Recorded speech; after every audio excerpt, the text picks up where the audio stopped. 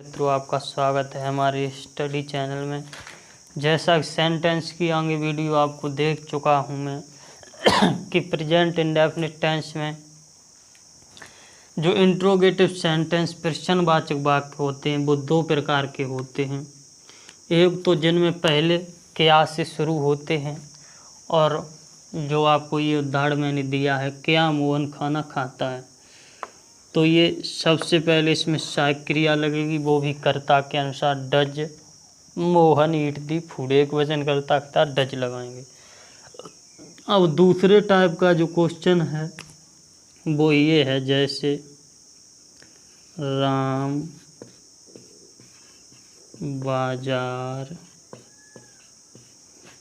क्यों गया।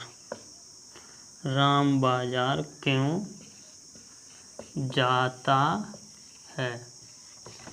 दूसरा टाइप का ये बनता है जिसमें बीच में प्रश्नवाचक शब्द आता है, तो इनके लिए नियम अलग होते हैं। इसके लिए हमें सबसे पहले प्रश्नवाचक शब्द की अंग्रेजी लगानी है। भाई मतलब क्यों की अंग्रेजी भाई। फिर हमें क्या करना है, सहायक क्रिया लगानी है कर्ता के अनुसार। भाई does Ram go to market. Ram बाजार क्यों जाता है। अब देख लीजिए इनके नियम हम कैसे लगाएंगे। जैसे शॉर्ट में ही आपको समझाएंगे, नहीं तो वीडियो लंबा हो जाएगा। नियम जो क्या से शुरू होते हैं उनके लिए नियम क्या हैं। सबसे पहले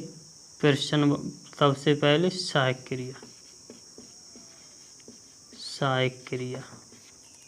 ठीक। सबसे पहले सहायक क्रिया प्लस फिर कर्ता, फिर फर्स्ट फॉर्म ऑफ वर्ब, क्रिया की पहली अवस्था मुख्य क्रिया की। फिर क्या करते हैं, कर्म का प्रयोग करते हैं। ये पहली जो टाइप का क्वेश्चन है जो क्या से प्रारंभ होगा, उसमें सबसे पहले हमें क्या करना, सहायक क्रिया। वो आप समझते हैं कर्ता के अनुसार। यदि एक वचन करता है तो डज और बहुवचन करता है तो डू। सहायक क्रिया के बाद फिर कर्ता, फिर मुख्य क्रिया की प्रथम अवस्था रखकर कर्म का प्रयोग करते।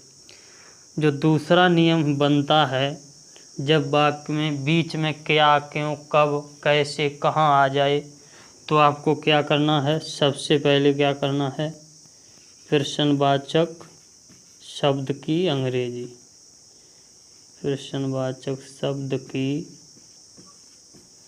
अंग्रेजी, सबसे पहले हमें प्रश्नवाचक शब्द की अंग्रेजी लिखनी है।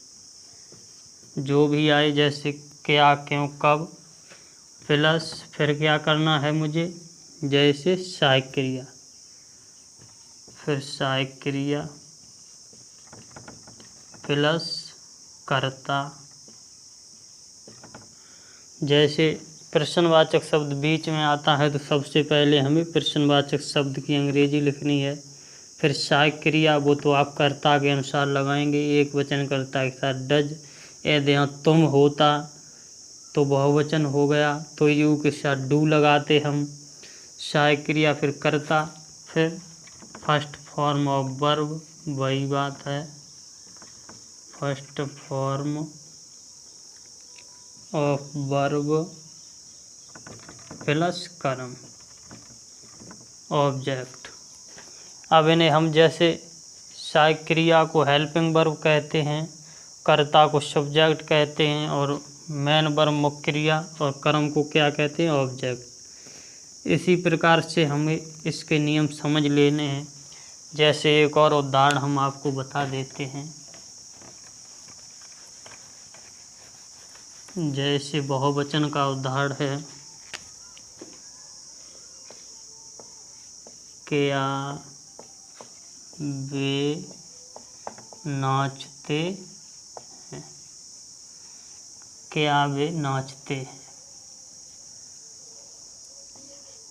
क्या वे नाचते हैं।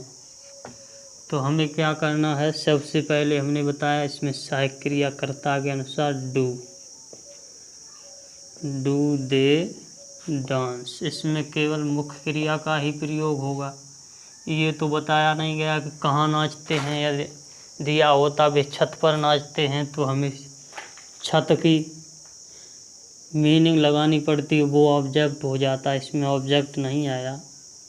दूसरा उदाहरण है जैसे हम आज कहाँ जाते हैं, जैसे ये आ गया तो बीच में प्रश्नवाचक शब्द, सबसे पहले उसकी अंग्रेजी कहाँ की वेयर डू वी, बहुवचन है, where do we go today.